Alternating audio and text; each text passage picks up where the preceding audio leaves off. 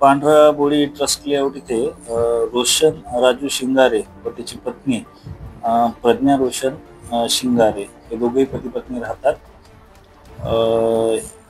रोशन राजू शिंगारे हे दारू पिण्याच्या सवयीचे आहेत आणि काल दुपारी साधारणतः 3:30 ते 4च्या दरम्यान या पती पत्नीमध्ये घरगुती कारणावरून काही वाद झाला, ज्यात जी आरोपी आहे प्रज्ञा रोशन शिंगारे या आरोपी पत्नीने दारूच्या बॉटलने पतीच्या डोक्यावर आणि मानेवर मारहाण केली. डोक्यावर बॉटल फोडली आणि त्याला मारहाण केली आणि जीवानीशी ठार करण्याचा प्रयत्न केला.